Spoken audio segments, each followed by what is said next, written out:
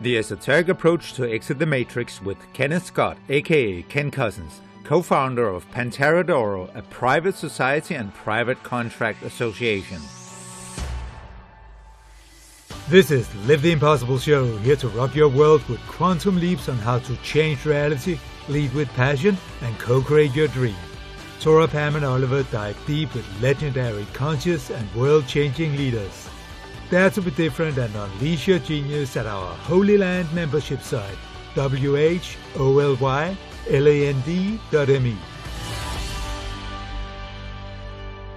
The Esoteric Approach to Exit the Matrix with Kenneth Scott, aka Ken Cousins, co-founder of Pantera, a private society and private contract association.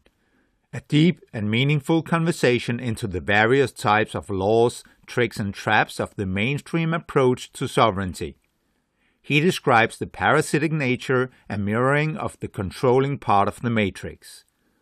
What is the esoteric view on commerce? What is your straw man and how does it relate to usufruct? Are you a mariner, a merchant, or property? What is UCC and where does it come from? How can you rescind contracts and signatures? So welcome everyone to today's episode of Live the Impossible Show, all the listeners, and our special guest today, Kenneth Scott. Ken Scott, House of Cousins, welcome to you, and a warm welcome to the show. It's wonderful to have you with us. Also, welcome to Henrik, who is going to join us as a co-host today, substituting Tora. So welcome to both of you. Thank you. Great to have you. Yeah, and I have been very excited about today, Ken, to talk about the work that you have been doing for decades around the sovereignty and freedom movement. And I know that your whole life and your organization, and we just spoke about it before we pressed record, there are so many interesting angles, and and we've got some, hopefully some interesting questions that we'd like to talk about. Are there any things that you would like to say, sort of just introductory around yourself? Well, I would like to say hi to you guys. Hi to the listening and viewing audience. As we were just talking about, I'm coming from beautiful, not so sunny today, Southern California. Some places beautiful, some places not so beautiful in Southern California. But I don't have any set starting point or set agenda. We have a lot of points to touch on and to cover. So I would rather throw it back at you. Where would you like to begin? What's on the top of your mind? Maybe I can start and pitch in here. We are all interested in the freedom from this system that we are born into and enslaved into. And I know that you are a man who has talked a lot and worked a lot about on this topic with your organization Pantera and also your Gemstone University. And I would like to know, how did you get into all this? What was your entrance into this? Well, how I got into it was I was born 67 years ago. And within a very short time, probably by the time I was 4 or 5, I started having a sense of I'm in the wrong place.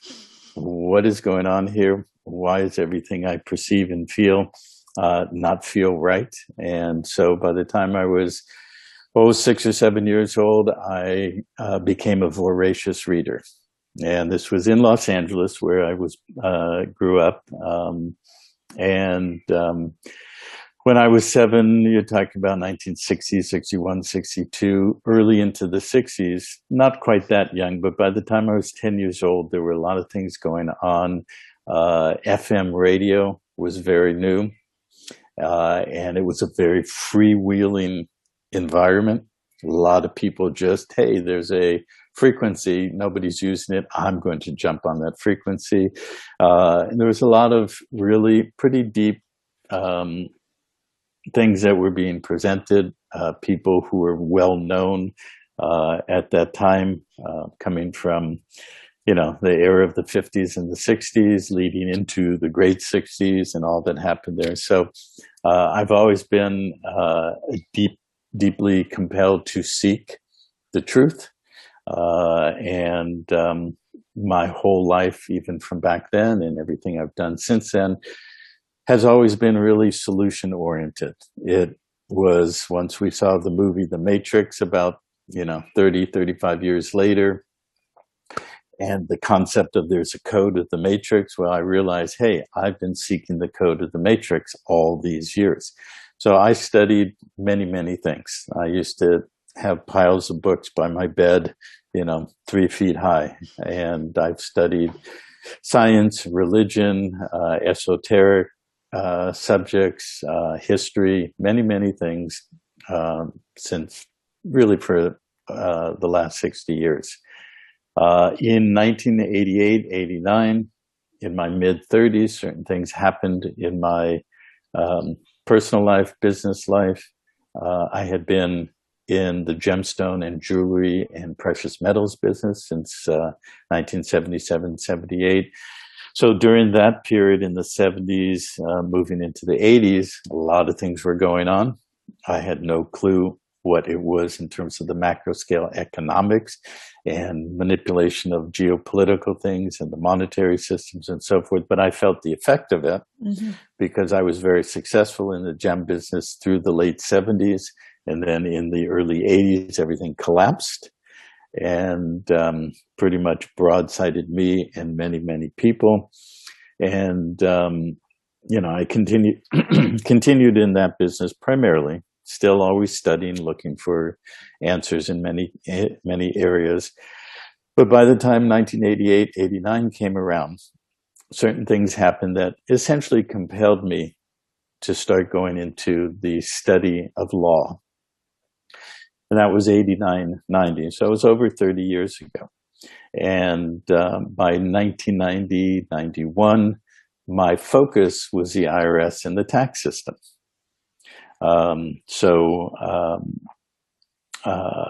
In conversation with, at the time, my accountant in the late 80s, certain things had happened. I don't need to go into that.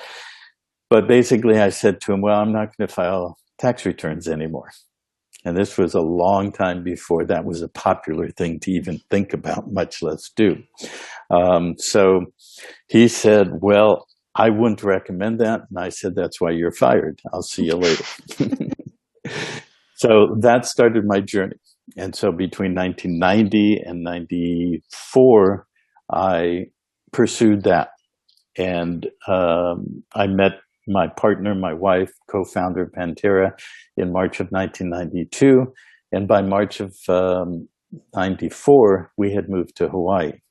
And at that time, we were already very much on the road, literally on the road in our business activities, but also on the road of beginning to start searching out the answers in law and related things. I have always had my nature, my personal nature. I am definitely not the kind who likes to follow rules or puts up with rigid authoritarianism. If you could find them, you could ask my school teachers back to 3rd and 4th grade. They would always say, oh, that Kenny, he's brilliant, but he's a handful. He doesn't like to follow the rules. So it's been my nature. So you mentioned freedom.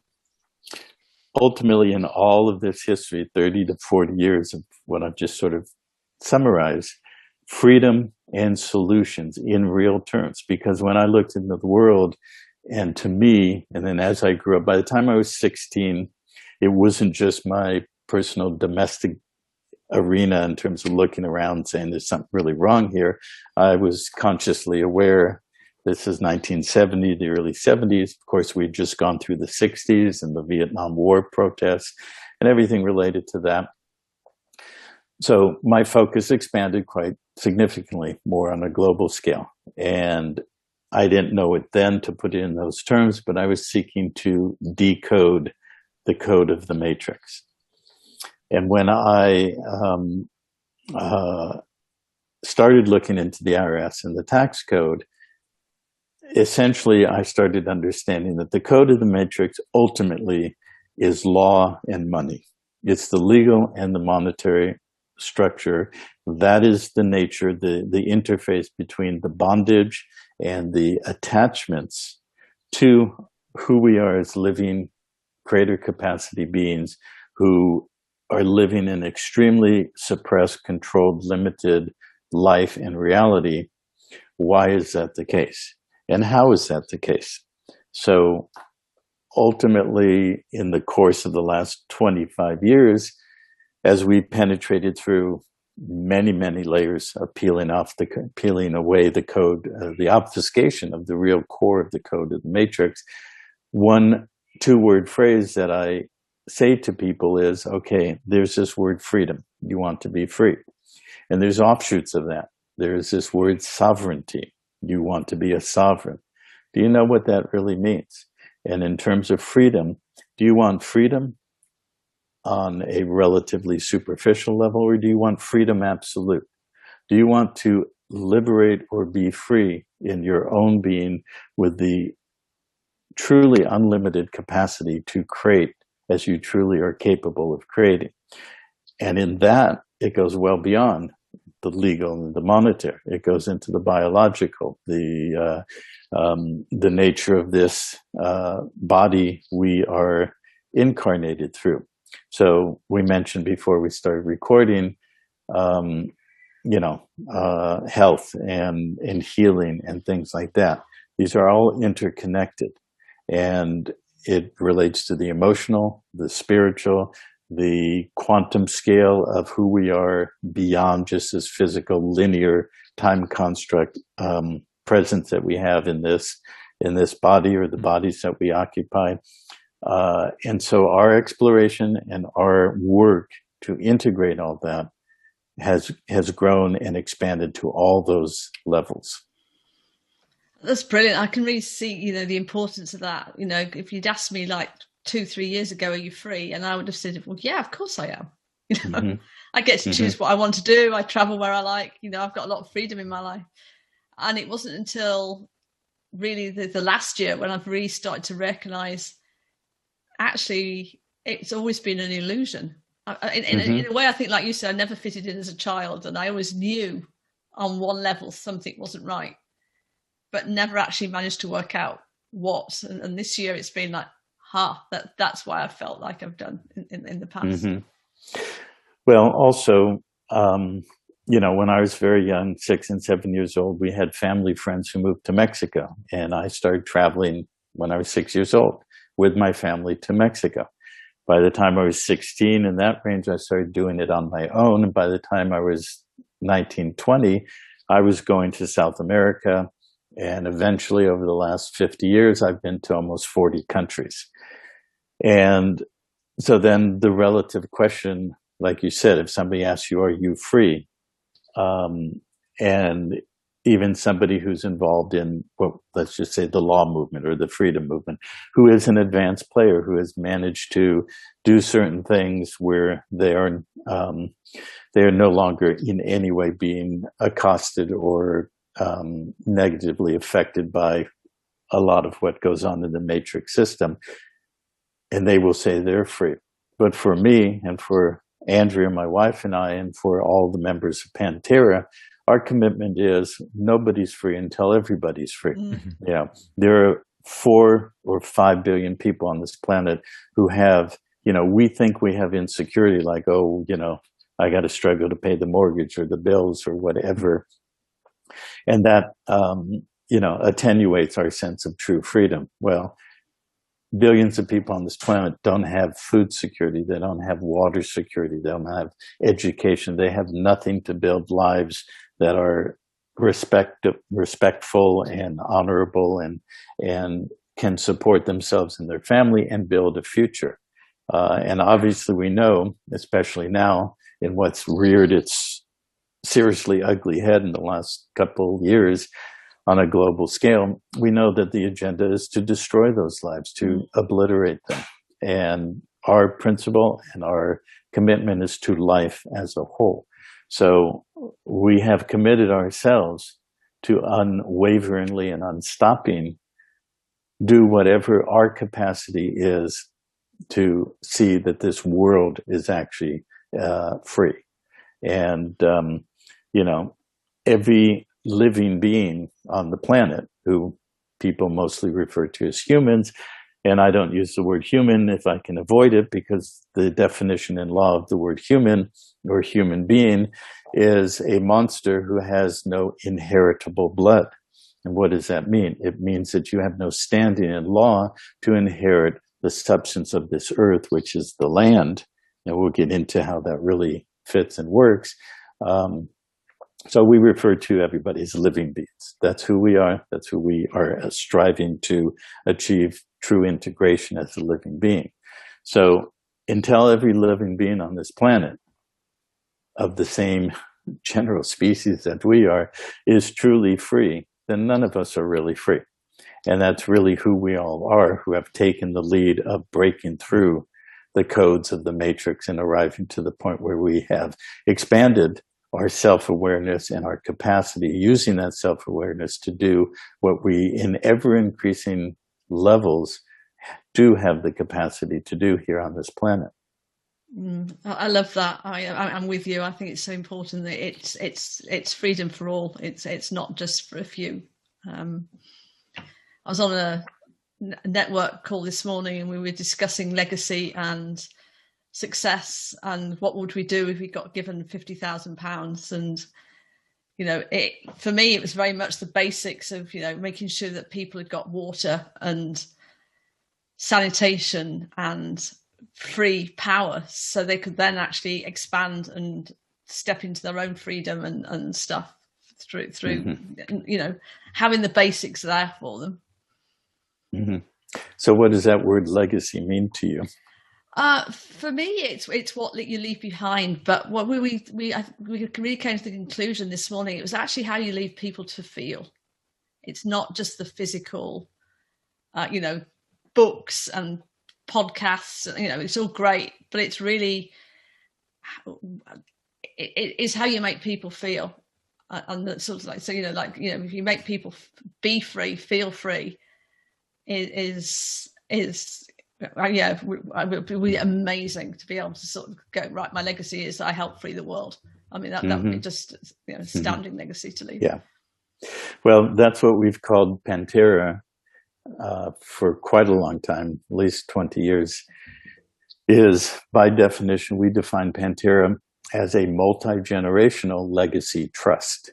So that which comes into our purview, our capacity to steward and control and direct in terms of the real functional substance of this world, the physical reality of that which can be used to lift up all living beings, that we are being given it to build something that is multi-generational. If you think of it as a trust, if you think of it within the context of what equity defines as equitable interests and beneficial rights, we can get into that a bit, that if it's a trust or an estate, who are the beneficiaries? Well, our approach is we are the trustees, we're the stewards of this estate that we are being given, that we are accruing, and we're building, sustaining, managing, expanding, and so forth as a legacies trust. So who are the beneficiaries? Well, that's a natural, easy answer to say. It's the future. So it's a multi-generational legacy trust. And as you know, a major focus for Pantera is Gemstone, which stands for Global Educational Media. standing together, our noble expression. So the first part, GEM, educational media, that has always been a major focus for me. As I said, I've been a voracious reader since I was 4, 5, 6 years old. My goal in life, pre-teen and teenage years, was to be a writer. And that has evolved to be more of a general communicator, to convey knowledge and education. And we grew into, as I lived through the 70s, 80s, 90s, 2000s, into a more and more expanding technical capacity to be able to educate and convey that education through media. And that, so building that legacy trust first starts with the education, and then the purview of the stewardship of the resources, and what are we going to build for the future? Who are the beneficiaries? The reason I bring up the education and so forth is because, let's be real about it, most of the world population is not educated. There are a lot of functionally educated illiterates who can functionally read things, whether that's what's on the screen now or used to be newspapers and books and so forth, and do their job functionally. But do they have true literate education in a whole being sense? Do they understand their world? Do they understand where they've come from? Do they understand what has been done to their world and themselves? No, they don't. So we have a massive task before us, which is to work with current generations, and to be blunt about it, most of whom are not going to step up to the level of what I'm referring to. So then how do we look at sustaining through this phase we're in over the next 10 to 30 years and setting up systems, structures, and functional components that will enable us to truly educate the generation that has just say emerged, those who are under 10 years old, and the next 2 generations to come. How do we create a world where life is comfortable for all beings, whether educated or not, whether capable of participating in building the future, and then educating the next 1 to 3 generations so they can inherit this legacy trust and be truly balanced in their lives and their relationship with the greater whole to sustain and build a future that is really worth building for all the future.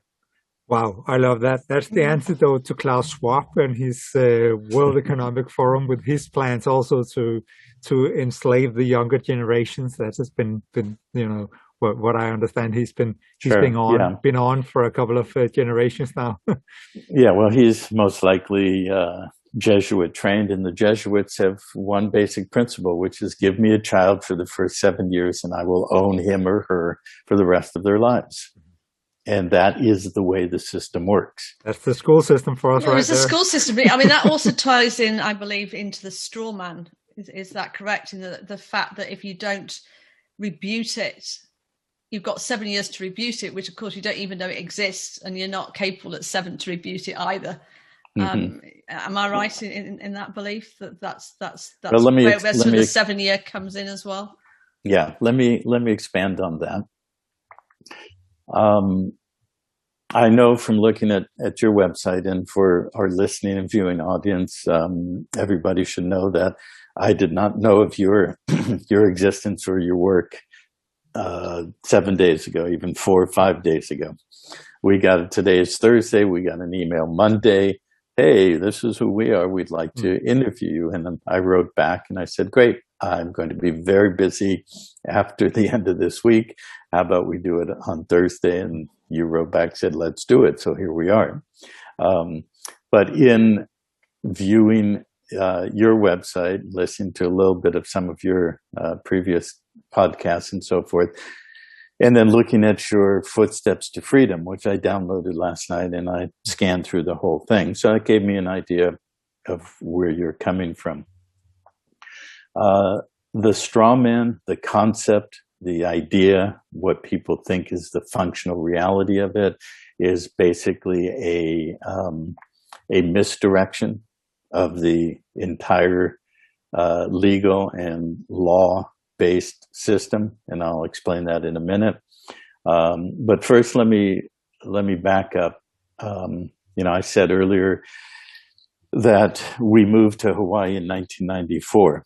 Well, I had already met some very key people who influenced me back then. Some of the real leaders in the law movement. I was fortunate when I told my accountant, I'll see you later. I had no clue. All I knew was I'm not going to file a tax return. The reason was because I had certain things that happened that were losses. I was in the gem and jewelry business. I had a major robbery that I lost a lot. But back then in the 70s in the San Francisco Bay Area where I was, the gem business was a very freewheeling business.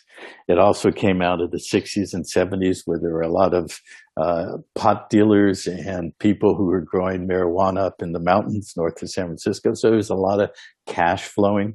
So suffice it to say, I was able to make a lot of money and not pay any taxes. And even though I had a major robbery, and so I had a front, and that really, caused me a lot of problems, knocked me off track. But I was able, through my accountant, to keep everything structured so that I was filing tax returns, but I never paid any taxes. Well, I had to file bankruptcy in the late part of 1988, and that's why in 1989 he said, well, all those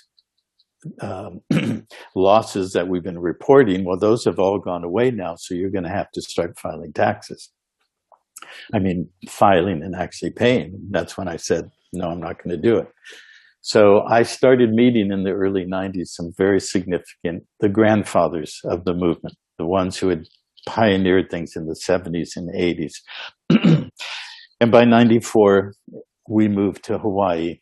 And that was very significant because in Hawaii, the sovereignty movement, and for the Hawaiian people, sovereignty is a real thing. And I'm going to get into why the word sovereign or sovereignty is also a misdirection and very important to really contextualize. But the Hawaiian people were overthrown in the 1890s. That had happened during the course of all the 1800s.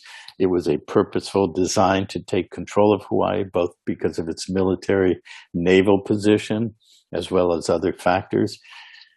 And so when we moved there, we met some of the leaders of the Hawaiian sovereignty movement, and I learned a tremendous amount. But ultimately, one of the Hawaiian men that I was hanging out with said to me this Hawaiian word, which was kuleana.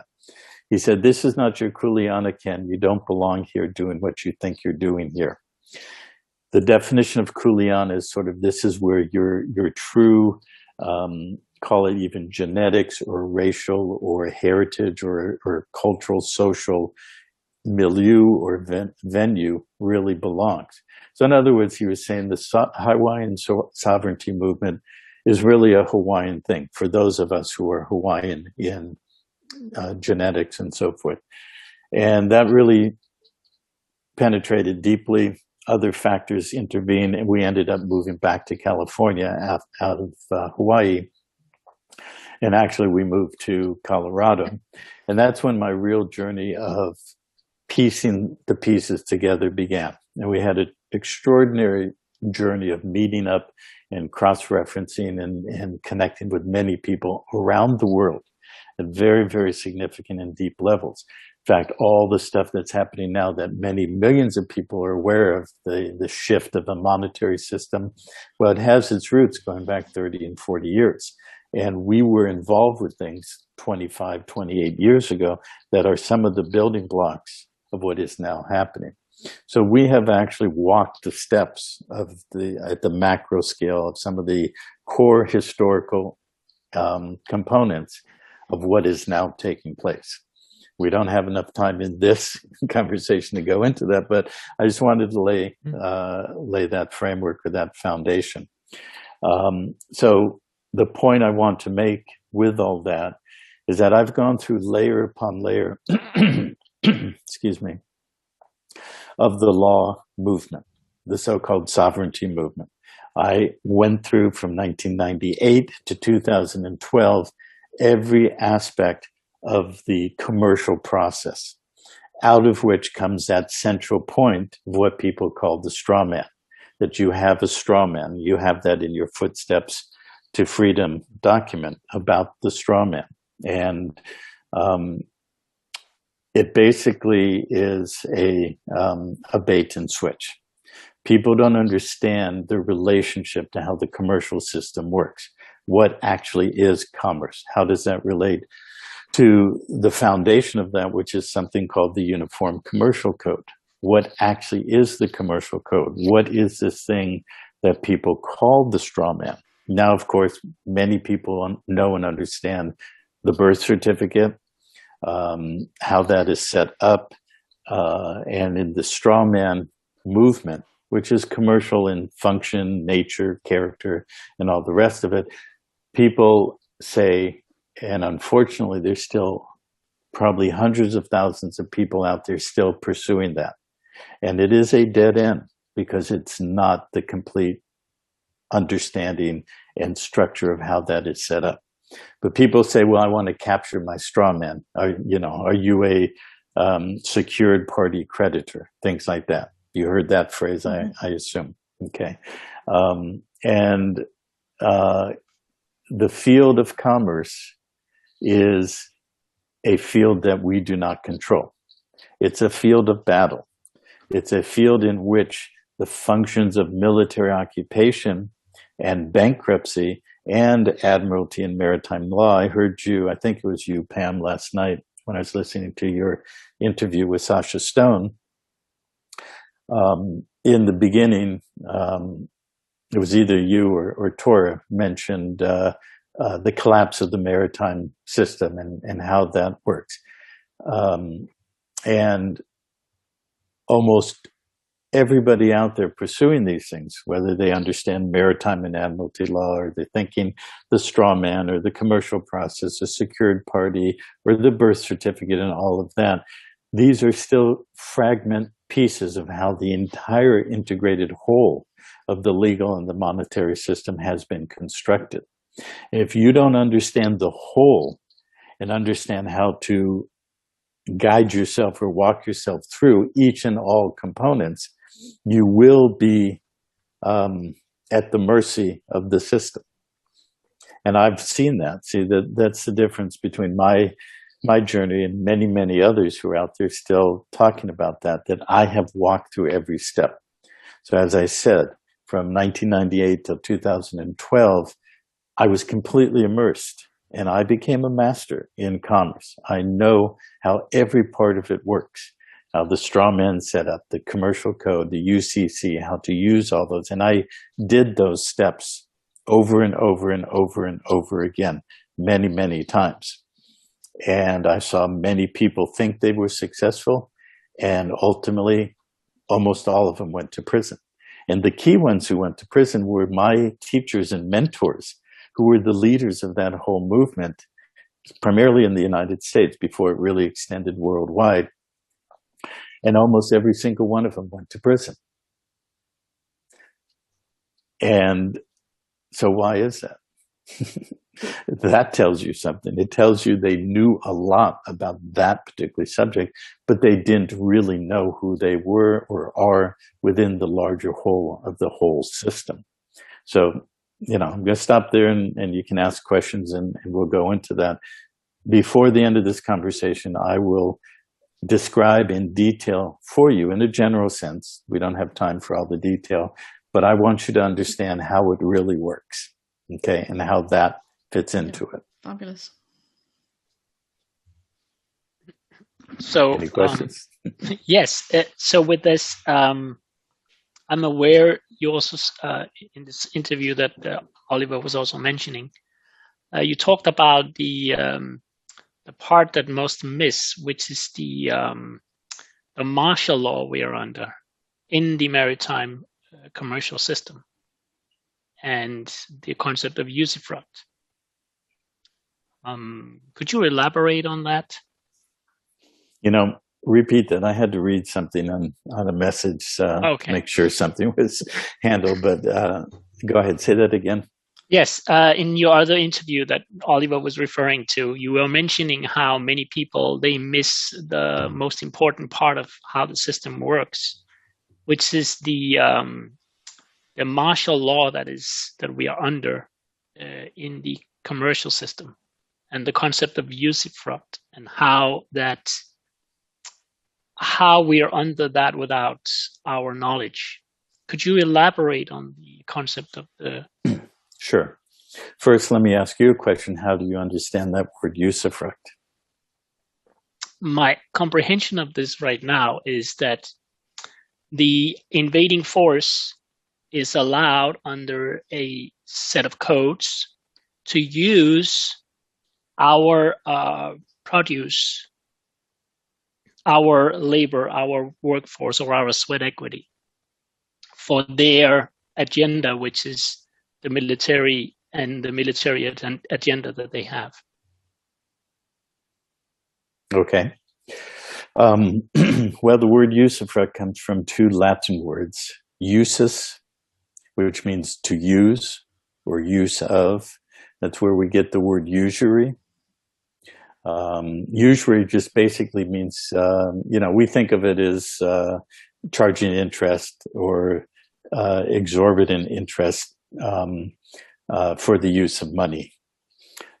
In a more general way, usury just simply means I can charge you for my property that I will give you use of, and you have a limited use of it, but you're going to pay for that use. Okay. In a monetary sense, that means I have a pile of dollars or gold or whatever else, and I'm going to give that to you. It's my property, but I'm contractually going to give you the use of it for which you will have to pay, and you don't have true title to it. That's my money, and hence usury for my ability to retain an attachment to the property that I give you use for that you're going to pay for. So the other word is fructus, meaning the fruit.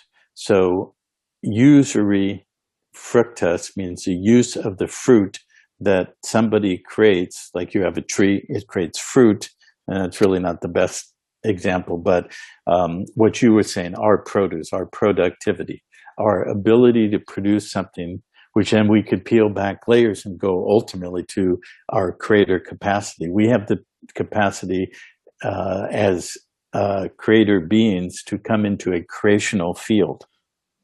Okay. And we get into more multidimensional and cosmic levels, which we'll come back to. But we exist, we live, we have our being in a creational field. It is in a solar system, in a galaxy, in a universe. And each universe has a certain principle as a foundational universal principle upon which it was expressed. And we come in to express and create within our individual capacity to create within this universe. And this universe is one that is established on the basis of sovereign free will. Each individual being has complete sovereign free will. So the question is, well, if I want to control a lot of beings in a creational field within this universe based on sovereign free will, how am I going to do that? And when I say I'm referring to those that we call the bad guys, those who want to dominate and control. The only way, in terms of universal law, is by voluntary contract. Okay. And voluntary contract makes law. So if I, with you here on Earth, we meet up at a restaurant somewhere and we agree to something, we enter into a voluntary contract that has the elements of the contract, meeting of the minds, consideration, all those elements, and we agree to them. And then we put it either in, it can be oral or it can be written, and it becomes law, our private law. So when it gets down to the entire situation that we are in a situation where we have contracted voluntarily to engage into a law form that established a jurisdiction in which we have bound ourselves to to the rules of that jurisdiction. Okay, so as it relates to usufruct, there's a big trajectory between what I just said and then coming back to ground here with usufruct and commerce and things like that. But usufruct basically means that the production or the fruit of one's labor or creational capacity has contractually been conveyed to another to be able to use the production or the creative expression of the other contracting party. So again, that gets into a matter of title as well. Who holds true title? Like I said, with the money. If the money lender says, this is my money and I give it to you under this contract and I will charge you a certain amount of interest, then, but I retain title to the property, that basically is a usufruct relationship. Okay. Now you brought up military and commerce, and I want everybody who's listening to this to understand we are touching on vast subjects that literally took me 30 years to peel every layer back, every layer, and look for the false dead ends and the bait and switch and the hooks and all the things that were designed into this very deeply layered legal and monetary system to basically entrap the people those who created or that which created this entire global system essentially established it on the basis of they will never figure this out. We will dumb them down. We will debase their biological and hence from the biology of these bodies we're in, hence our emotional capacity, our intellectual capacity. It will be so dumbed down that they will have no ability to access who they really are and access the capacities they really have and use those capacities to basically unwind this massive clusterfuck that we designed and created as a template, and we got them, who are the creator beings, to create it for us. And because by the human race creating this entire world system, we created it. We may be running somebody else's movie or some other thing's movie in the blueprint of this, what we call the matrix, but we are the creators of it. Well, in the basis of sovereign free will and lawful contract, if at a certain point you come to understand that the contract that you were operating under did not fulfill both earthly plane law, and you have the technical capacity to rescind and revoke and terminate that contract, and sever the attachment that bound you to that contract, whether that's a legal contract, a monetary contract, a spiritual contract, at any level of our being and existence, we do have the capacity to do that with all contracts. And those contracts include oaths, vows, any and all commitments that we have made to our entire journey in existence in this creational field. We have the capacity to rescind and revoke those. And I use the word rescind to specifically mean our signature. Everything we've ever entered into on this planet has involved a signature. In a wholer sense, in a spiritual, multidimensional sense, we are all unique beings expressing a unique frequency that is uniquely who we are in all of existence. Okay? And that is something that I refer to as a frequency signature. So the system is designed to get these creator capacity beings who are still connected to source, who are still part of creation, to bring their frequency signature through this body into contractual relationships, commercially, legally, monetarily, socially, and otherwise, and apply those signatures to contracts to which they are bound until and unless they come to a point of awareness, knowledge, and understanding to sever that attachment, to rescind the signature. And when you rescind the signature and revoke the power of attorney, you gave somebody with that signature, until you do that, you're still bound to it. So the entire matrix system is a system set up to obviously biologically, intellectually, and otherwise suppress us, dumb us down, so we don't have the capacity to rise above a threshold to reintegrate those capacities I just referred to start understanding how to sever those bonds and attachments to this system. And unless we do sever the attachments, we are bound in a system of bondage, and we must follow the rules because we agreed to them. There are many ways we unknowingly are treated as slaves in today's society. The deep state agenda, which is behind government, states and systems, want to remove all freedom as they thrive on our energy and powers. Footsteps for Freedom, How We Have Been Tricked to Slavery, is an extensive book in which we explore some of the traps and ways we are hijacked, deceived, spellcast and programmed to stay in the matrix. Get it for free on holyland.me/freedom book. That is WHOLYLAND.me/FREEDOMBOOK. We are bound in a system of bondage, and we must follow the rules because we agreed to them. So,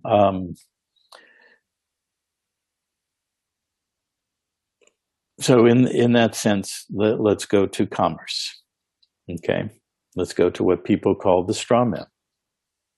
In actual fact, the way to understand what the straw man, what people call the straw man, that fictional person, which is really generically what it is. It's a fiction in law. It's a person as defined within their legal framework. The word jurisdiction starts with the basis that juris means law, diction means word.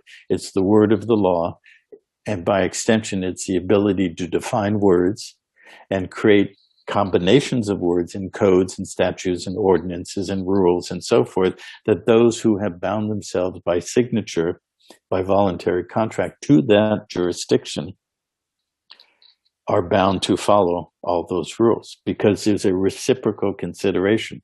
Contract involves consideration.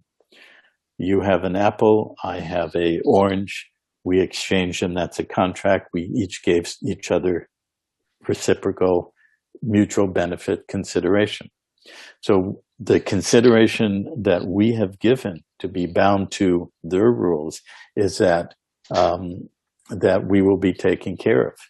Benefits and privileges. As long as we follow the rules, we have certain benefits, social welfare and many, many other things. Privileges. They give us privileges. We'll give you the privilege of driving a motor vehicle, or the privilege of getting on a car, or the privilege of buying our products that we have contractual, commercial, secured attachment to because of the relationship set up in commerce. Okay. So we are given the privilege of operating in their commercial zone. Their commercial zone is in the United States a federal zone. It's under the control of the federal system. It's domestic and it's commercial. It also is now under a military context of a military conquest, and it is also under bankruptcy, which is maritime and admiralty. So the person that's created through the birth process and the registration process, and then what comes out of that, birth certificate and so forth, this gives us a ticket to engage those privileges. Then we go get a license to do something, drive or marry or practice a skill, chiropractic or massage or whatever. Everything is licensed. And the word license defined in law means the variance to do something that is technically illegal. So we're able to do these illegal things: drive, marry, practice a profession, whatever. And so the relationships within that arena are commercial in nature. Well, what is commerce? I'm going to ask all three of you, how do you define commerce? In a very simple sense, it's buying and selling. Mm-hmm. So business or enterprise. Yeah. Okay. How would you define that? A system for trade. Okay. Exchange. Okay. Well, in the generic sense, those apply. In the actual legal sense of that zone that we're talking about, that has nothing to do with it. The relationship of what you refer to as the straw man is a debtor facility. It's also something that way back in the commercial area that we pursued for becoming a so-called secured party, it's what's called a transmitting utility. It transmits something. What does it transmit? It transmits creator capacity energy and converts it to a commercial energy to transmit that creator capacity to apply it within this zone that we call commerce. Everything in that zone is defined in the Uniform Commercial Code. So let me ask you now, how do you understand the Uniform Commercial Code? The Uniform Commercial Code, the way I perceive it, is it's a collection of codes that was put into place to, you could say, normalize the contracts between all nations, different languages, to normalize that. And it's a set of codes that is controlled centrally and originally coming out of the treaty called the UNIDROIT and is controlled by the Vatican. Mm-hmm. Okay, Oliver?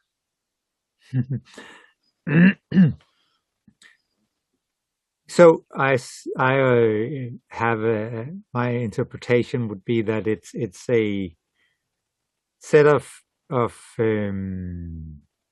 restrictions on commerce, so it works in a certain way. Okay. Mm-hmm. And how about you, Pam? For me, I would say a bit like Oliver. It's a sort of series of codes that sets up how business is conducted around the world. Mm-hmm. Okay. Well, you're all partially right. When Hendrik, you referred to UNIDROIT, that's a universal form of rules relating to it. And yes, it's derived from, or it comes from the Vatican, how the Vatican in our modern time is set up to control all nation states through the City of London and Washington, D.C., and the corporate structure and all of that. But the UCC is something that does go back to Rome, but thousands of years. It's basically the Roman system of how to create secure interaction between merchants and mariners and to secure their rights and relationships to property. So basically the UCC is about merchants and mariners and their property. So in the context of the world of commerce and the UCC, who do you think you are of those three? I'm guessing because we're under admiral law, we're seamen. We're on the water. Mm-hmm. Oliver? Would be my guess. I honestly don't know. So you said whether we are the mariners, merchants, mariners, or their property. The property. Very good. We're the property. Are we the merchants? Are we the mariners? Well, in a qualified sense, yes. Like you said, Pam, it is in Admiralty and Maritime. It's under the rules of Admiralty because Admiralty controls bankruptcy And it also creates a very rigid hierarchical structure in terms of where the power and authority will derive from. It comes from the Admiralty, the office of the Admiralty, and go back to British Empire history and what really controlled the creation and the extension through royally chartered companies like the British East India Company and so forth, who floated on the sea and dealt with property and brought that back under merchant relationship. Well, the word merchant is derived from the sea. Mer means the sea. Merchandise is the cargo carried in ships floating on sea from one landmass to the other. And it's called the law merchant, or the lex mercantilius, which is Latin for law merchant. And out of that, it became standardized after the 1930s, first in the United States and eventually around the world. So it became a standardized relationship of the rules pertaining to merchants, mariners, and their property. We have to understand, ultimately, we are their property for as long as we retain that position contractually, voluntarily, to that whole system. And this does get ultimately back to usufruct, and I will bring that back for you, Henrik, with usufruct. But with the generic definition of what the UCC is about, it's the mechanism universally established for all states of the United States, all nation states throughout the world, all under a uniform system, under the United Nations, the World Bank, the IMF, the Bank of International Settlements, and ultimately the Vatican and all of that. And the UCC defines the relationship between three things: secured parties, debtors, and collateral. And that's it. If you study the UCC, yes, it has all these rules, but what those rules are about is how to create commercial paper. And commercial paper always has those three elements: a secured party, a party whose property is being secured against a debtor who has a bonded obligation to perform under the rules, and the collateral, or the physical property that's attached to that debt obligation. So the straw man is created as a debtor facility. It's a fiction in law as a person that we're attached to. And essentially, in true function, it's not a straw man. The way that was defined through the years that I was fully immersed and engaged in commerce and trying to figure it all out, secured party relationships and all of that, is that the definition of a straw man is something that stands in for somebody else.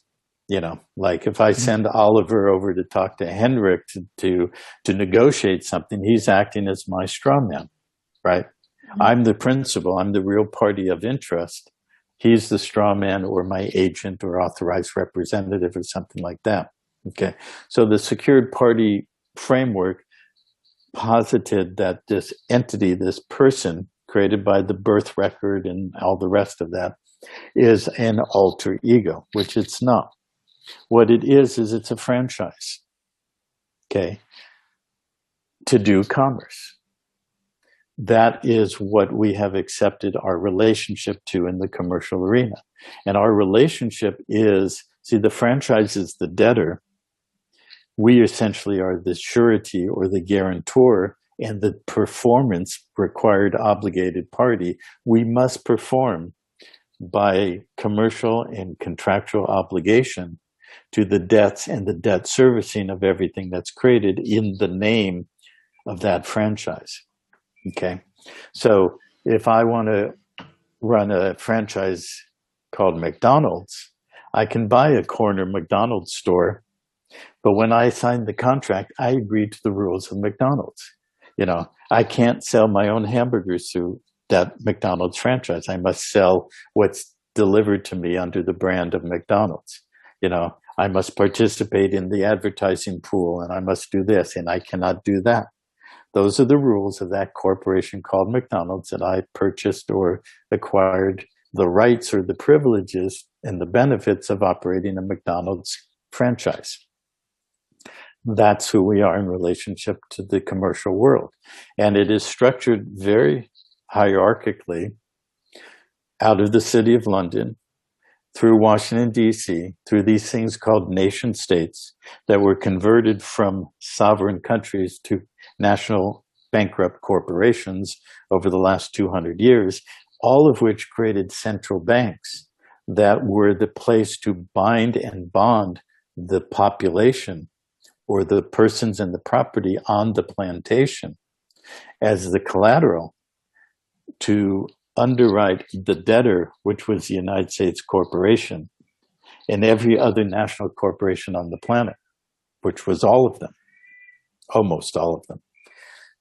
The few that didn't participate were Iran and Cuba and North Korea, and they were called the axis of evil. Well, they were the axis of evil because they were set up to be that, but they're also the ones who didn't have central banks controlled by the global central bank system.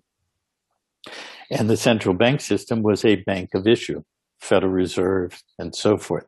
A bank of issue is a bank that has the exclusive authority to issue commercial paper that's going to circulate as currency within a domestic zone or a domestic population, and is going to take all of the persons, those franchises, and all the property and attach them as the property held under an executor or a bankrupt estate under a centralized system that will have the living flesh, the living beings, those who retain creator capacity to actually create, like you said, Hendrik, the produce or the productivity of digging something or growing something or mining something or hands-on manufacturing or whatever intellectual property. That's all the productivity that is attached to the secured relationship between creditor and debtor. And the thing that really sparked me, keep in mind that I said that I started all of this in 1990, 91. By 1998, 99, I was totally immersed in commerce, studying it, straw man, secured party, and all of that. I went through 4 iterations of doing the entire commercial secured party process from 98 through 2011. And I started meeting people, a few key people who said to me, well, that's all well and good, Ken, but you're still attached to a creditor-debtor relationship. Where are you free in that? So you say you're a secured party to this thing you call a straw man, which is the debtor, and you have control of it. And in the secured party process, you go and make bonds against the name of that franchise. But do you know that you're the bonded surety that underwrites and guarantees that franchise or straw man? So you've created billions and hundreds of billions and sometimes trillions of dollars of bonds that you think are an obligation of the United States, and you send it to the Secretary of the Treasury, and you think you're in control. Well, you just dug yourself so much deeper. Billions and trillions of dollars of bonded debt that you're the attached guarantor for, and you think you're free with that. And for about 2 years, I contemplated that, and I just spent 15 to 20 years perfecting all of that. I did commercial liens, I did things with mortgages, and I did them to such a advanced degree that I was one of the few people who did those kind of things who also didn't go to prison. Because I took what was generally out there and I dug deeper and deeper and deeper, and I looked and I said, okay, well, how do I do this and protect myself without broaching or breaching the gap between legal capacity to do that versus breaking the law or the legal codes? And I saw a lot of people go to prison, and then more and more, like I said, until the ultimate global and national teachers of all this started being arrested and going to prison. So I had a lot invested in that, years and years of my time. But the minute I realized something, that I was in a closed system and it was a dead end and I could not get past that, and I was within that sandbox, that limited closed system. And it had logic within the system. And see, this is how the legal system is structured. It's layered, but each layer is a closed system. It has logic within that closed system. You know, do you remember in basic math, you know, the closed system has the numbers 1 through 9. You can do anything you want within that. But if you create a addition or a multiplication of the elements in that system and it goes outside, so, you know, 5 times 4 is 20. I can't do that in the 1 through 9 system because 20 is not in that closed system. I can add 5 plus 4 because that's 9 and 9's in the system. So the legal and monetary system is structured like that. And people because our minds are oriented to logic, and you learn something like the legal system or the UCC or this secured party or this straw man structure, and you go, wow, that makes a lot of sense. You know, and it makes a lot of sense because it's deviously and diabolically structured to capture, and entrain our limited mental capacity to see beyond that closed system and to see the beauty of its internal integrity and think this has the answer to it.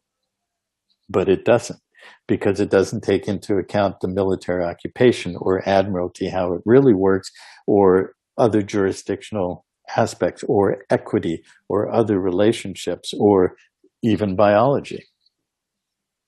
And what is the purpose of all of this? The ultimate purpose is to attach who we really are as that unique signature frequency expressing through a biological system that has genetics in it, that interfaces, that's designed to be interfacing and smoothly integrated with a larger level of genetics, which is our multidimensional capacity, and attaching that through the biological genetics to commercial attachments in bondage, surety, contractual and commercial relationships to be the guarantor of all this monetized debt. To do one thing and one thing only is to capture our link to source and the continuity of that link as a creational, individuated expression of source and creation, to parasitically attach to it by legal construct within a sovereign free will universe that we voluntarily contracted to. Yes, you can parasitically attach to my source connected creator capacity because you as a parasite do not have that capacity anymore.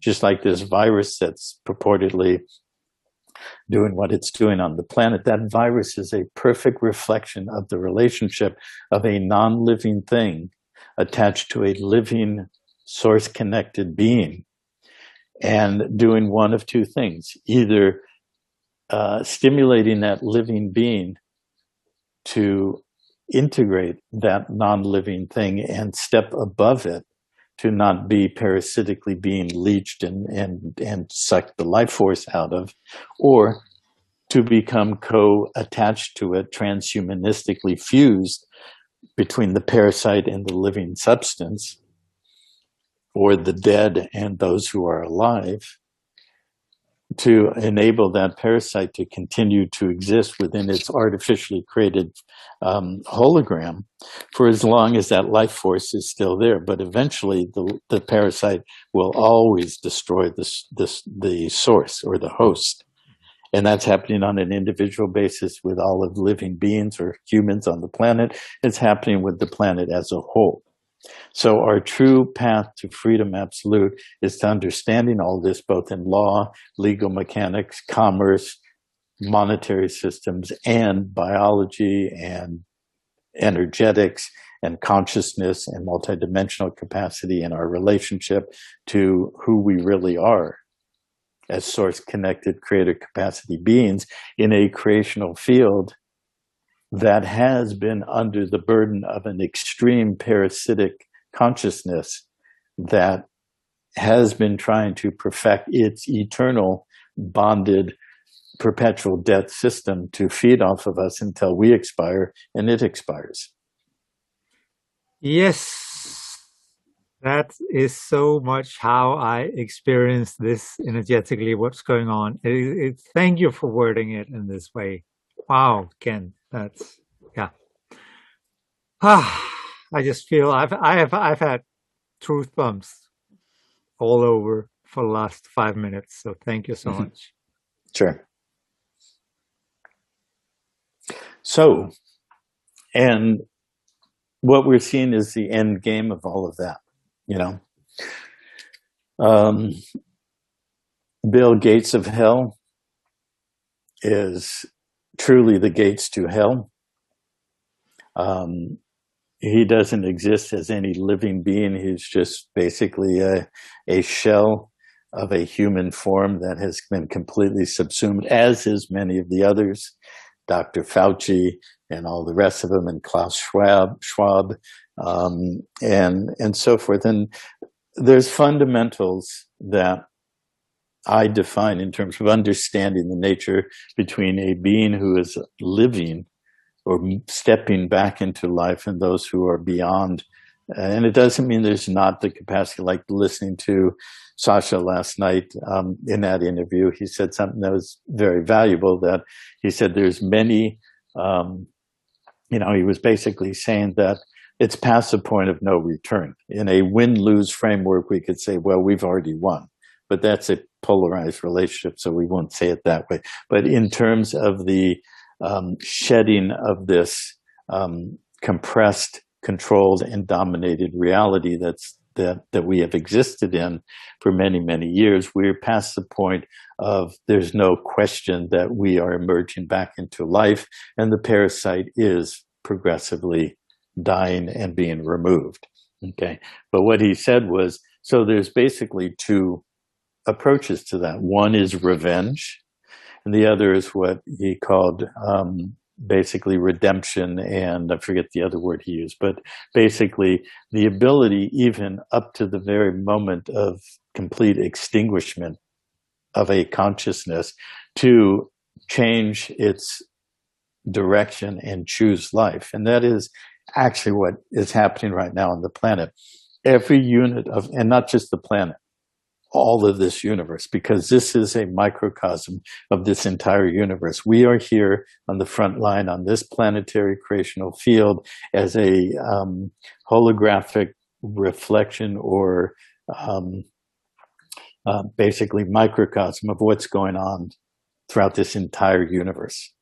And the bottom line is that through the process of the hardwiring of sovereign free will, the sovereign integrity of every expressed, individuated expression of life, source, and so forth, there were those who chose to apply their sovereign free will to basically serve themselves, and ultimately arrive to a point where, on the biblical sense, you call it the Luciferian. Well, Lucifer said, I'm going to be like God, or better like God, better than God. It's those who chose, rather than to sustain and retain that source connection, to attempt to create themselves as source themselves. But ultimately, and so it was allowed because we're in a completely sovereign free reality. Okay? Sovereign free will. The whole game was to get all of these beings, you and I and everybody else, to subjugate our free will, such as in that phrase, it's my will that thy will be done. And that's supposed to be a credible spiritual or religious expression, but the being or the entity that those who say that have given their free will to is an artificial intelligence that has been developed over eons of time to become like a god that has infiltrated the living substance of all of our beings and these creational fields. And that religion has been constructed to get us to voluntarily say exactly that. So we have debased our will. Most humans on the planet lack any level of will. And we see that playing out. The zombie apocalypse of everybody just going, yeah, vaccinate me, tell me to wear a mask and all the rest of it.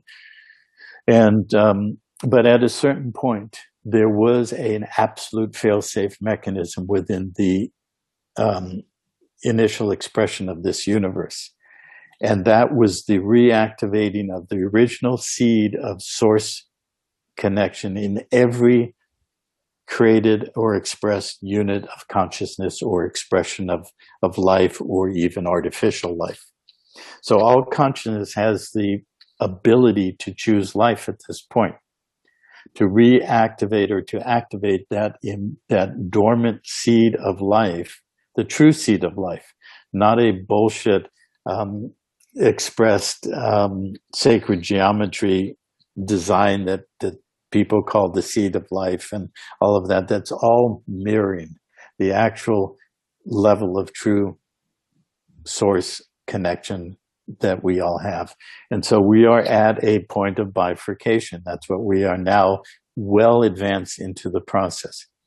There is a bifurcation of those who've chosen life to do the work, to walk through the steps, to unravel the vast complexity of the journey we have taken to get to this point of almost absolute disconnect from source, creation, life, whatever you want to call it. Some call it God, creator, source, whatever, it doesn't matter. It's just that living beingness of the regenerative and the directive capacity of creation. Okay. And the purpose of a sovereign free will universe was to arrive at this point to those beings who have journeyed through the underbelly or the dark night of the soul or the valley of death to heal and basically resolve that journey, the karmic and energetic and all the things that separated us from life, to heal it and heal ourselves and resolve it to come back into wholeness and reconnection to that seed of life that we all have. And that actually does include artificial intelligence, because it is a unit of consciousness that at some point was created by that same level of creation that we're all connected to. It ultimately disconnected. It became cold and lifeless and parasitic. And so every being has that point, like what Sasha was saying, of personal choice of redemption to choose life. But if they do so, there's no shortcuts. Every being, every unit of consciousness will have to face themselves and face what they have done and what they have wrought. And if there's a human being such as a Bill Gates or a Hillary or all the rest of them who have consciously chosen at some point to what, proverbially is referred to as selling their soul to the devil and cause untold suffering and destruction, they will have to face that and feel that in every increment of that for all of eternity until they resolve it or basically are extinguished by their own hand.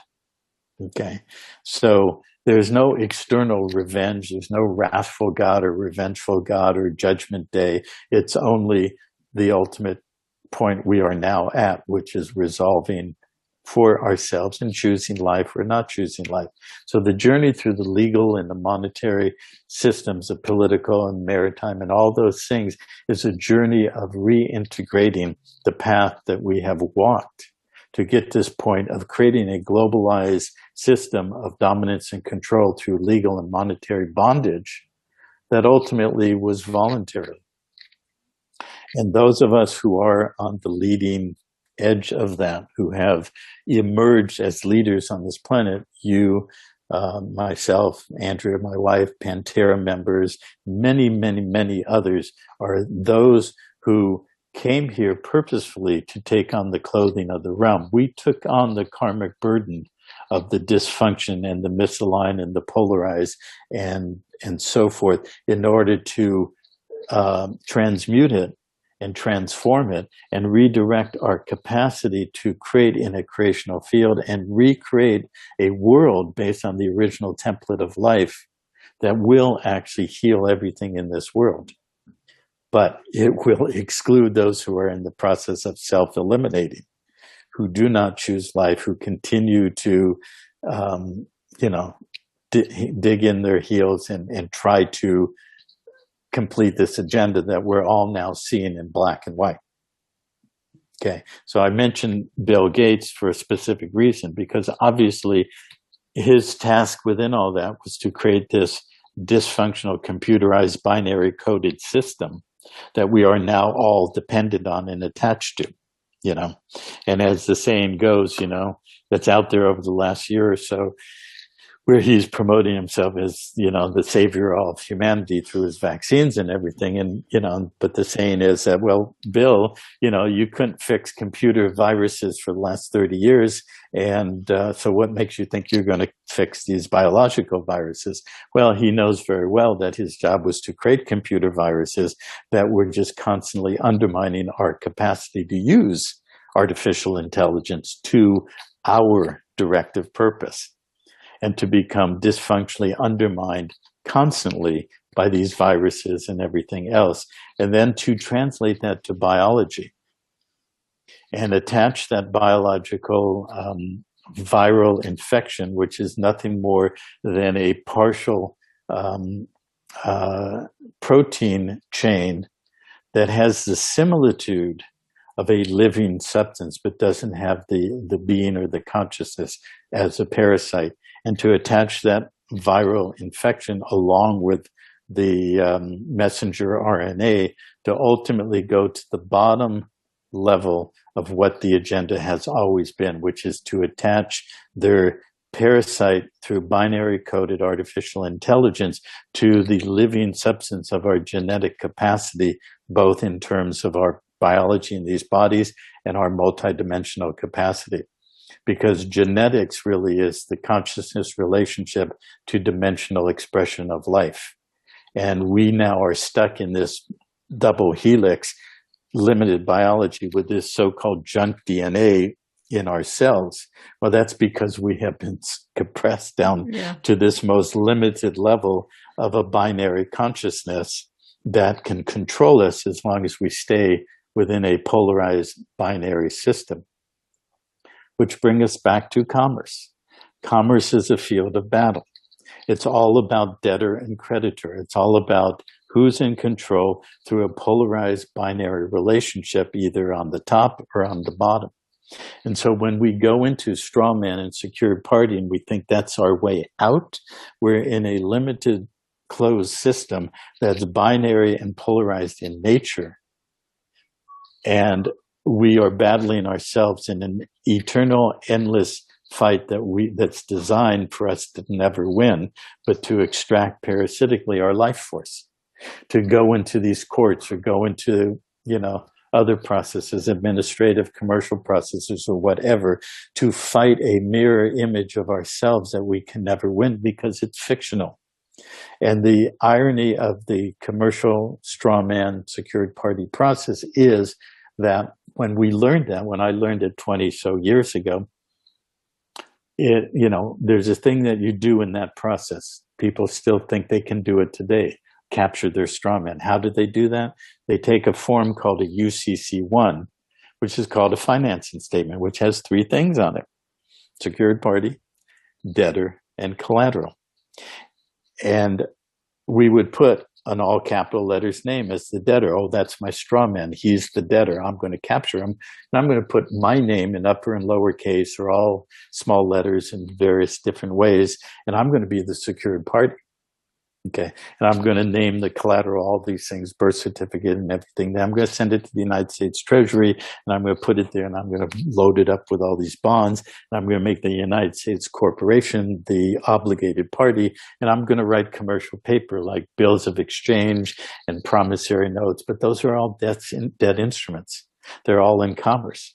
And the rub is the secured party or the debtor and everything on that UCC1 form is dead. And people think they're sovereign and free or alive. I'm a living being on the land and I'm attached by being the secured party, but it's just a polarity. If you're a debtor or a creditor, it doesn't matter. You're still attached to that system. You cannot get out of it. That's the hall of mirrors, and that's the closed system that caught a lot of people, hundreds of thousands, sent tens of thousands to jail and prison, pursuing that and not understanding where the real basis of it all really was.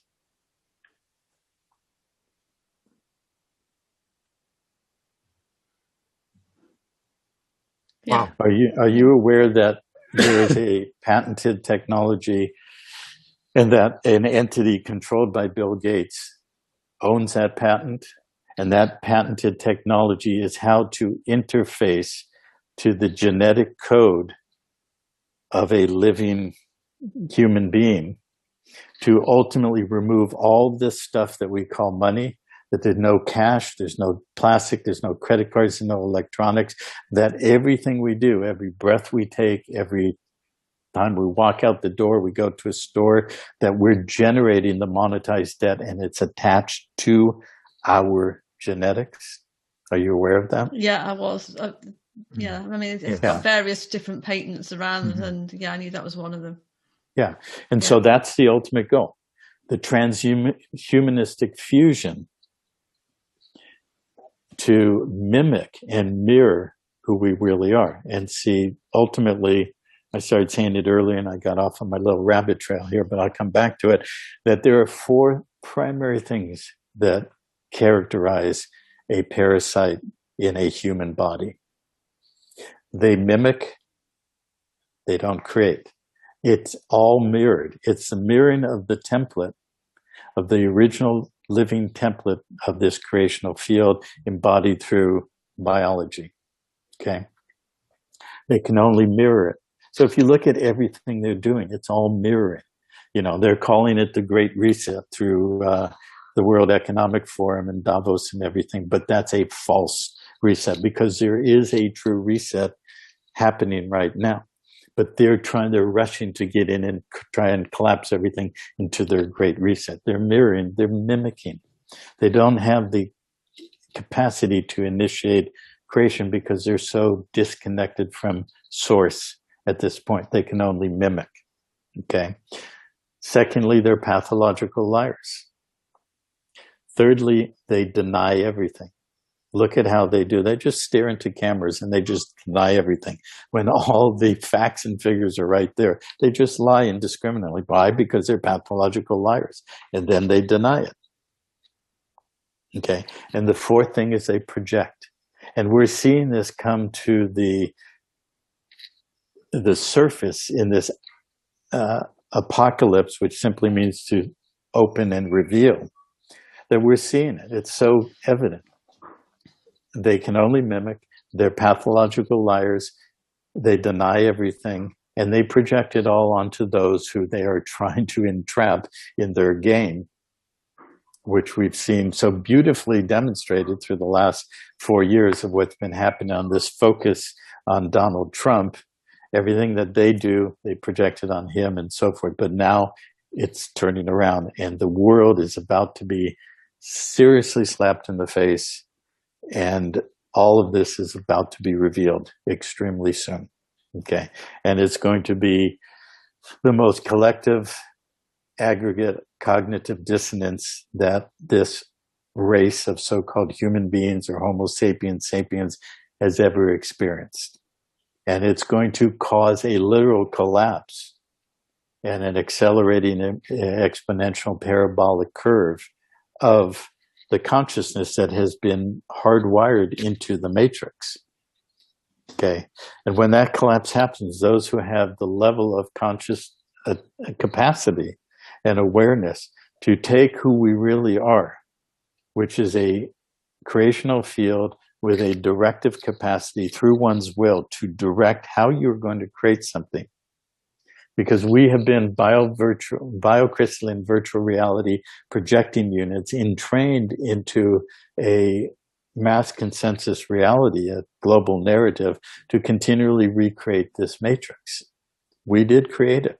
But when this cognitive dissonance occurs, there's going to be a level of collapse that our entire job is simply to stop focusing on the matrix, stop focusing on the polarity, stop focusing on all these things that so many in this movement for freedom are still heavily focused on, because what you focus on expands. In fact, we have a little saying right here. Can you read that? Yeah. What you focus on, what you focus on expands. Okay. The whole purpose of a transhumanistic, transgendered race to get a mass population to completely allow their will to be subjugated under a higher so-called will is to mimic who we really are. As an individuated expression of life and source, we hold a creational field. We are a universe unto ourselves. We then co-create with other creational beings who do the same thing. We come into a law form to create our own law form, our own jurisdiction with sovereign free will. And we say we are going to co-create. We come into a consensus agreement to co-create. Okay. So in that creational field, it's what we could call the feminine principle. It's the magnetic field. It's what holds a creational field in, stability and so forth. It enables us to gather the elements of the domain and express and manifest and create. In order to do that, the masculine principle is the directive principle. It's the will. And we've subjugated our will, and the entire esoteric system on this planet that the bankers and the elite and the secret societies had followed for thousands of years, from Egypt and Sumer and Babylon and before that, was to create a polarization, an electrical short circuiting, so that the masculine principle would only short circuit and constantly be mirroring itself and fighting itself.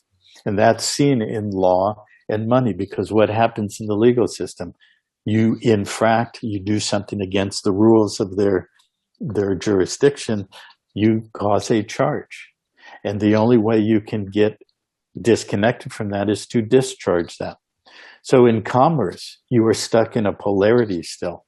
Charge and discharge, charge and discharge. You're still within the sandbox, and you're still attached to that. And you are still effectively being short-circuited by creating charge and discharge, and they are able to attach to you and monetize that and get your contractual free will voluntary attachment by your signature to all the documents you've ever signed. And then you're stuck just charging and discharging. It creates an electrical capacitance that is fed off of. Okay. And that's done both legal and monetarily, but emotionally and by fear and all the rest of everything that we know that is used to do that. So we must redirect our capacity, start strengthening our will, start severing those attachments and integrating and healing ourselves at all levels to when that cognitive dissonance event happens, which is literally days away, that our directive capacity, that masculine principle, is directed towards a reconfiguring of the creational field in this, what we call a planetary system, to create the world that we wish to create. Exciting times. Yes. So this is what you're doing with Pantera, is this rebuilding in the world we want to see. Yeah. So there are three things that are most important, because the only way out is in. Okay. Essentially, in that mimicking, mirroring process,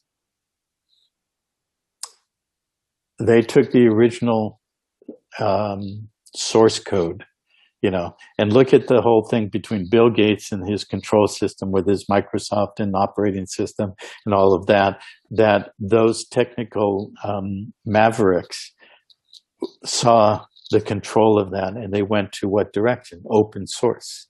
Okay. And what is the key? Source code. So the binary system that we're still operating within the computerized system in this world and beyond this world, is stuck in a binary polarized relationship right now. But it's also stuck in who controls source code. Okay. And so they've taken source code, they meaning the parasitic AI system and so forth, and they've mirrored it. So it has the similitude of life, and to an unconscious being without the acuity of perception and awareness, it appears to be life. And so you see this herd mechanism of everybody going into, voluntarily, sure, I'll take the jab, I'll let you attach to my DNA, I'll go into the transhumanist, transgender obliteration of the individuated expression of life, and I will become just a cell in a Borg consciousness. And that's what we see in the transhumanism, and we see it in transgenderism, confusing that integrated, balanced being who has a universe unto itself creational field and a directive principle in terms of masculine and feminine balance principle, taking that and blurring it and destroying it, basically, and all the leaders, are basically transgendered, and the celebrities, and now you see what they're doing with children and getting parents to say, oh yes, well, that's the thing, we should give them the similitude of free choice. Well, this little being doesn't have the capacity to have free choice, and you get the parents to agree through the schools and everything else in their great reset to allow their children to become transgendered and obliterate the biological integrity to actually learn and or relearn and remember what it is to be a source-connected, individuated expression, holding a field, directing a will, and knowing how to create. And then coming together with those who align with that principle and co-creating and recreating. So they're mirroring that. And so our healing process, biologically and all the rest of it, has to do with healing the body, healing the karmic and the trauma-based dysfunctionality and entanglement, healing the mind, which is largely hardwired to the false belief systems and religion and New Age and all the rest of that, and really coming back into wholeness and resolution through that healing. So it's all inclusive. It's not just, well, let's get legally free or monetarily free. That's not real freedom if you're still bonded at many other levels. So that's the work that we have been doing for 30 years, to figure it all out, to remember it, to align with those who are in that agreement to co-create and redirect our creational will and capacity. But since the parasite, since the matrix mirrored the template of life, what we have to do is not polarize with it. Many people polarize. Well, I just got to get out of it. I just got to be free. I got to get, my straw men and control it. But understand that that's a mirror reflection of who we are, the true technology. Everything we see out there in technology is an externalized mirroring reflection of our capacity to have all of that. We're a long way from that, most likely not even in these lifetimes, but we have to redirect and start regaining or retaking that capacity under our directive control. The only way out is in. So the building blocks of the template of life that have been turned around, upside down, inside out, there are universal principled foundational building blocks that we must use because we are in this matrix game. Okay. So ultimately what that really says is we must follow the law. Okay. Not legal codes if we know how to separate and do it properly. We don't have to create an enemy by the system or the county clerk or the president or anybody. Because when we have an enemy that we externally project onto, then we have separated ourselves. And that gets down to a phrase that we coined many, many years ago. There are no enemies, there are only opportunities. So if someone experiences an enemy external to themselves, the real work is to reflect internally and see where we're separated from ourselves, do the resolution and the healing, and that becomes an opportunity.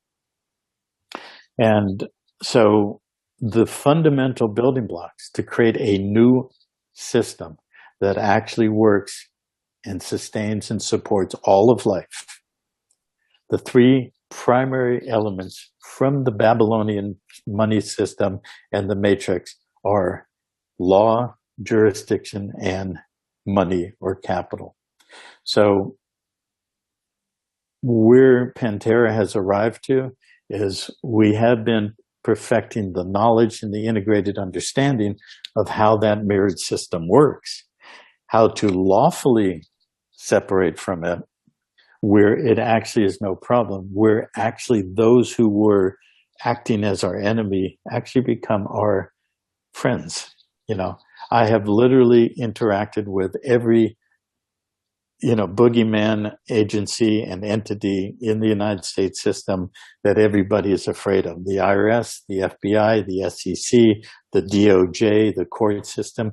And I have followed this path for the last almost 10 years once I started shifting out of the polarity of commerce into the substance and the wholeness of equity and relationships within equity and trust and estates and so forth, and how to properly rescind my signatures, revoke powers of attorney, and hence by that terminate contractual relationships.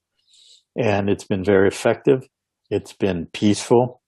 And this is why our primary banner is go to peace within oneself, which means to resolve the polarity, resolve the enemy construct, the projection outside of ourselves of our own schism and polarized split. Okay. And so jurisdiction is paramount. Jurisdiction, as I said, creates the sandbox. Are you in that jurisdiction or this jurisdiction? Are you a visitor? Are you standing as a private living being that you can sojourn and journey through the matrix, be in the matrix, but not of it, without any ill effect of the rules that still bind the millions and billions who are still in the matrix? Okay, that's really the question. So jurisdiction also, juris also means in Latin oath. So when you bind yourself to a jurisdiction, you have given an oath to be so bound. Okay, you have the ability to remove that oath. If you were a monk in 12th century Europe and you took an oath of poverty or a vow of poverty, energetically that's still attached to you. If your genetic ancestral lineage did that or did many other things, it's still attached to you through the quantum relationship of our genetics in these bodies and this consciousness. We must go through that. Okay, we must face those things. We must rescind those vows and oaths and the things that attach us to the Babylonian system. Okay, that's the inner work that goes in step with other work and processes, healing the body and all the rest of it. But the key is there a jurisdiction that we can step into so that we are truly able to create in a realm or a jurisdiction that doesn't have those contractual attachments that limit us and actually stretch us or pull us back into the control matrix of the Babylonian system, as I've described it? Well, yes, there is. And we don't have time to go into that today. But in a jurisdiction of that context, law can be expressed. It has its own law form.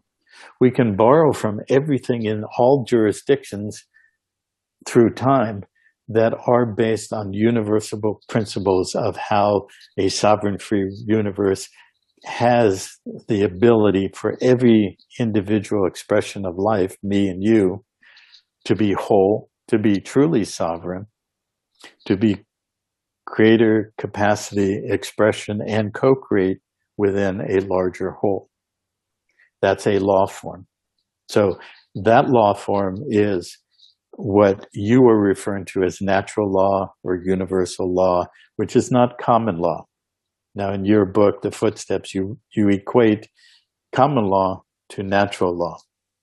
Okay, you must understand what common law is, and you must understand other forms of law. There are many law forms in terms of jurisdiction. There's canon law, there's ecclesiastical law, there's kingdom law, there's common law, there's commercial law, there's natural law. There's many forms of law. And to really understand how to stand within this creational field as a truly free being, you must understand how to navigate through all those law forms. And these are the things that we've been putting together for many years in terms of Gemstone University, that up until now has only been available to our private members. We had to do it that way. I got a lot of flack from people out there in the so-called law movement. Is, well, he's charging, so therefore he's, just a capitalist, and he's trying to, well, there's lots of people who made a lot of money in the so-called sovereignty movement and patriots for profit and things like that, and I'm not one of them. We had to maintain our private structure. We had to have our members contribute so we could self-generate and build to where we're at.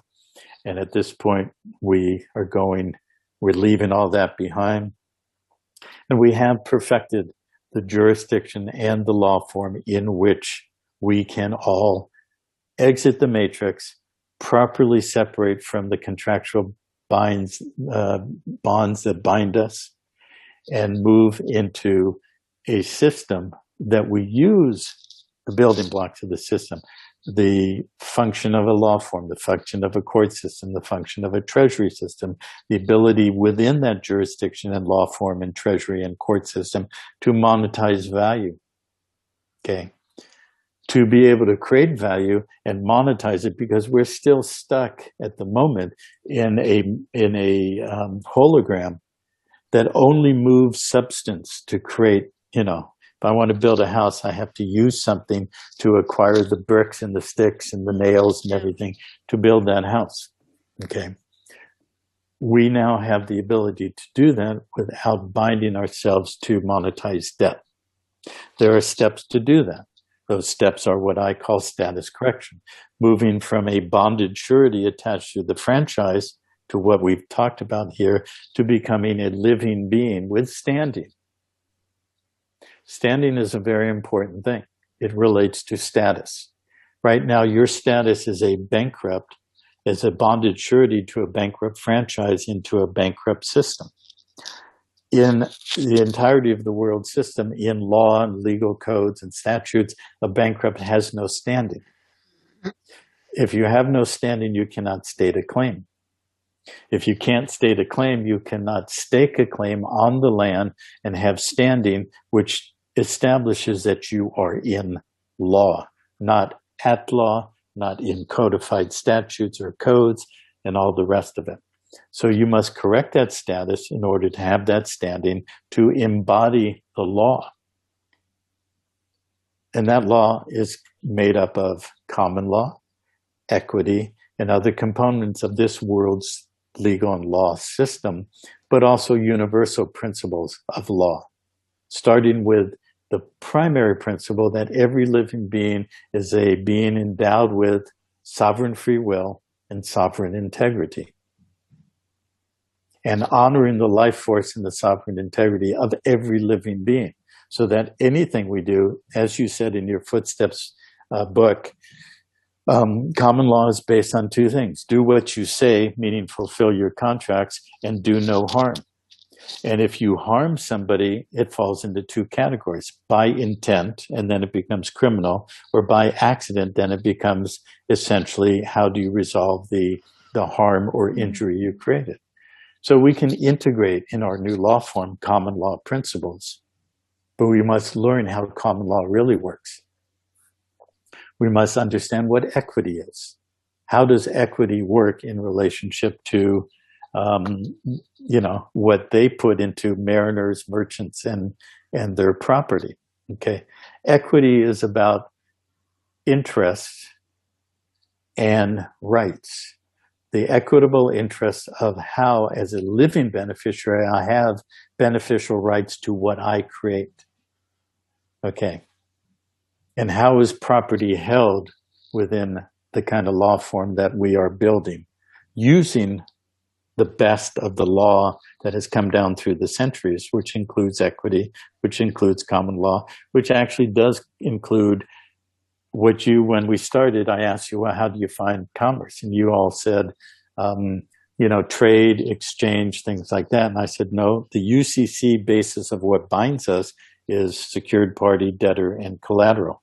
But what you talked about is natural free enterprise, exchange of goods, services, value. Okay.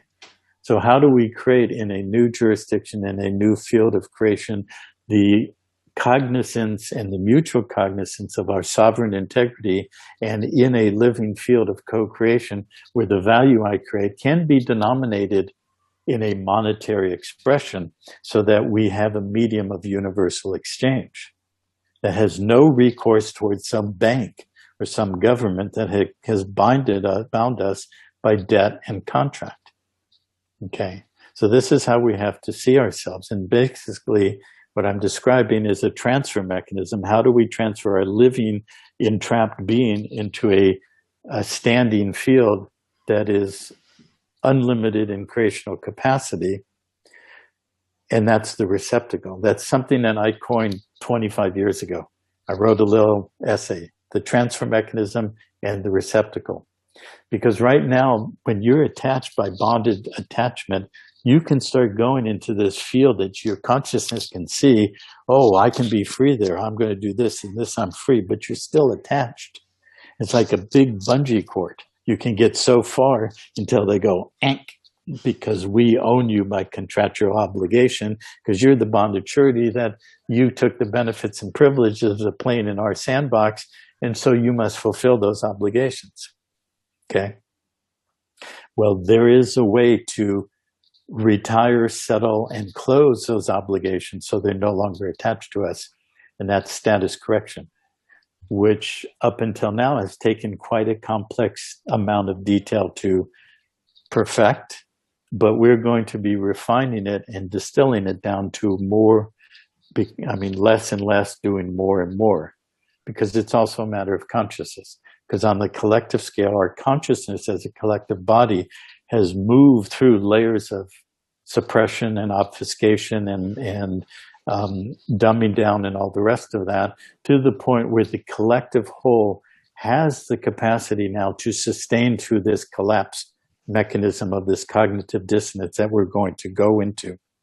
Because previously, in many cycles in history, the consciousness has been entrapped.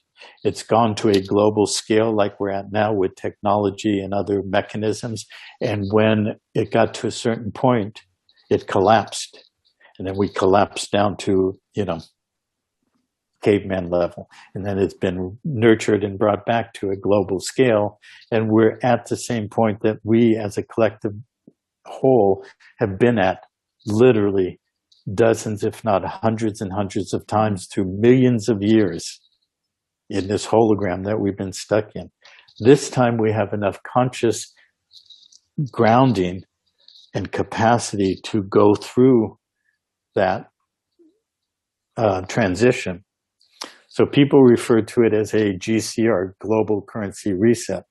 It is that, and that is happening right now, but it's also a global consciousness reset. Resetting our consciousness and sustaining through that collapse and separation so that we sustain the creational field and take back our capacity to direct it in complete continuity or concert with source, with life, with creation, so that we stand at a new beginning of creational capacity into this universal creational field, having journeyed through the valley of death and experience what separation from life really has been about. So that now we have that wisdom that we can build on and grow. And once we get to a certain point, we can extend past this hologram containment field and take the wisdom of this journey as universal creator capacity beings and know what it's like to be separated from life and from source so that we never have to do that again.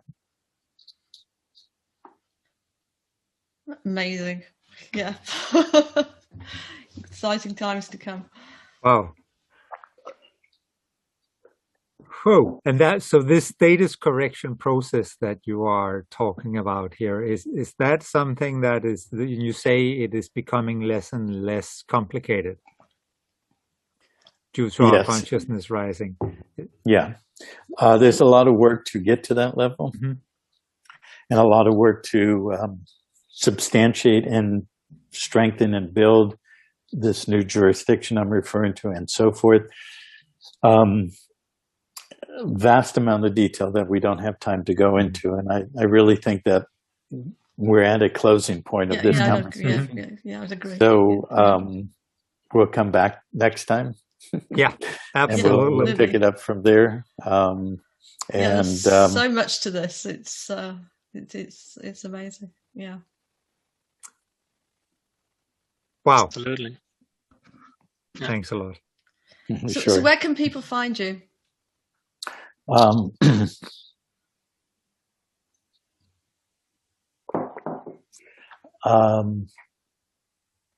Gemstoneuniversity.org, spelled GEMSTONE University.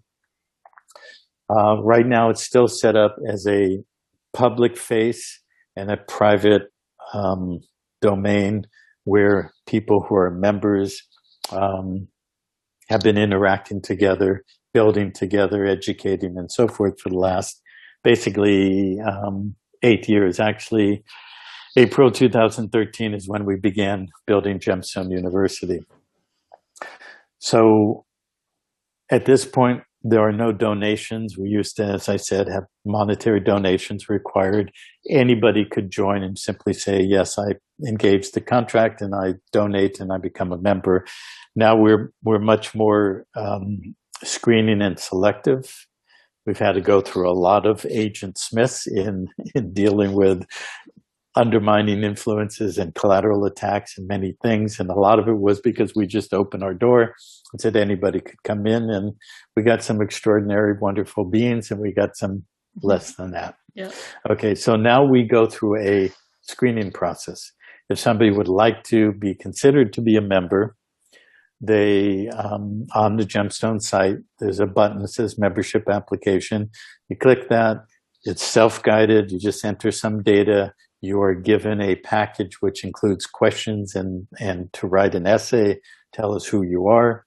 You know, you were talking, Pam, earlier about the people you were just interacting with and the legacy, and what if you were given 50,000 pounds and like that. One of our questions is, well, if you were in control of the universe, what would you do? We want to know who a being is. Simple questions then. Yeah, just a simple question. We want to know who you really are. What is your commitment? And so now we, instead of Federal Reserve notes, become a member and donate, there is a price. And the price is your being, your passion, your commitment, your excellence, and your brilliance. And when I say your price is your being, some people said, well, does that mean I give you my being? No, it means you show up in your being, ready to commit, to express your passion, to build and expand your excellence and your brilliance, your unique signature frequency of who you really are on this planet. And we've all taken on the clothing of the realm, upside down, inside out, and ass backwards, to then heal ourselves and transmute and transform ourselves into the brilliance and the magnificence of our being that we really are. And as we do that, we are co-creating together in Pantera and Gemstone and with our strategic alliance partners around the world. And so we want to know who you are. And so that's the process of becoming a member. And it's a slow process. It's not immediate because we have a lot going on. We have a lot of commitments right now. So it could take as many as 2 to 4 months to go through the process. But we have teams that work with new members. We have a buddy system to guide you through the detail of the history of Pantera and where we've gotten to and where we're at. And at this point, you know, I said jurisdiction and law and capital or monetary function. We do have the capacity now in that regard to start building our master plan. There's a document on the Gemstone site on the left side below the membership application button that has master plan. Click on that. It's an 80-page document. It's pretty outdated in a lot of respects. It's like 4 or 5 years since I finished that document. But the essence of it, the framework of it is the same, of how we're going to build a global distributed model system in media and education and physical land-based systems with media and living universities to bring the best of the best in terms of the expertise many people have gathered in this world in terms of how to remediate the environment, how to clean up the pollution in the oceans, how to start reforesting the planet, all the actual physical things in this new creational field that we are taking control over.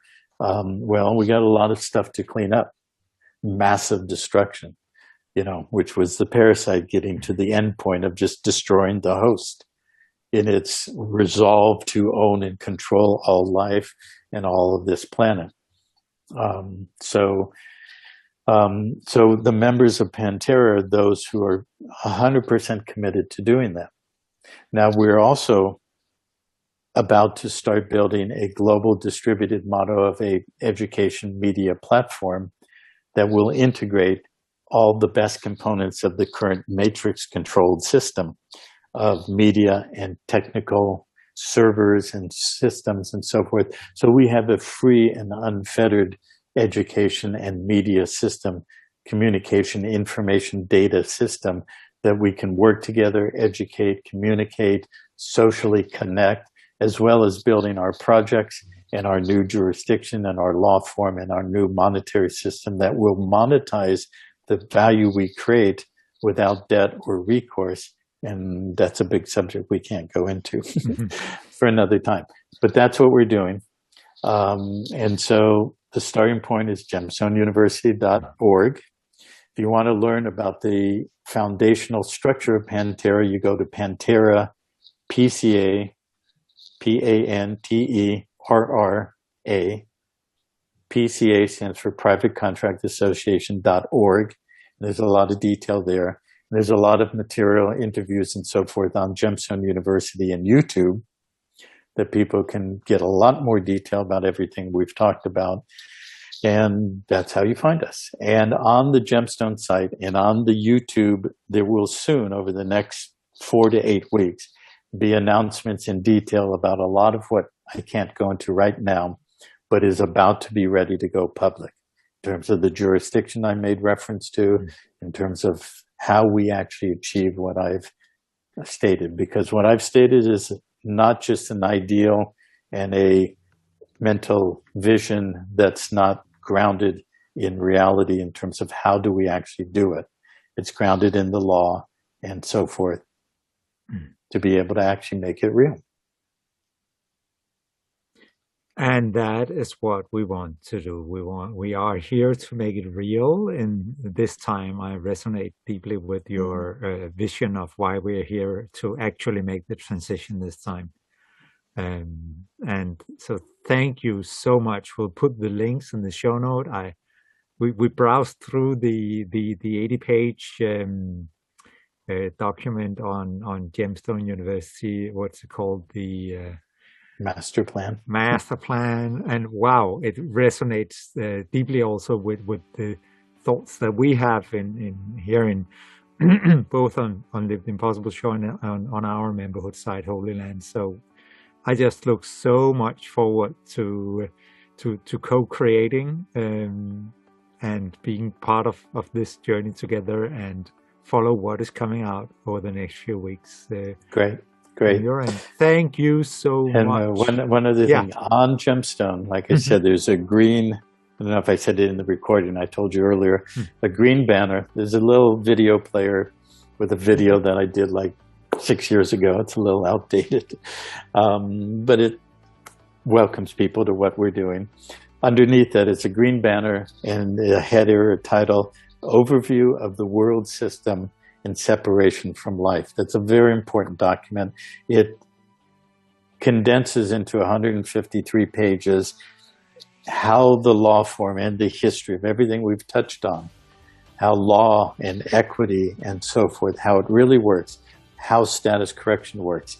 That is literally a 1-year PhD course in the world system, that one document. Anybody who's really interested to understand how we've separated from life, how we have been bonded to what I've discussed, how we can walk out of that, that's a mandatory reading. Thank you so much. Yeah, Super. it's, I think we've got a lot of bedtime readings. Absolutely. Yeah.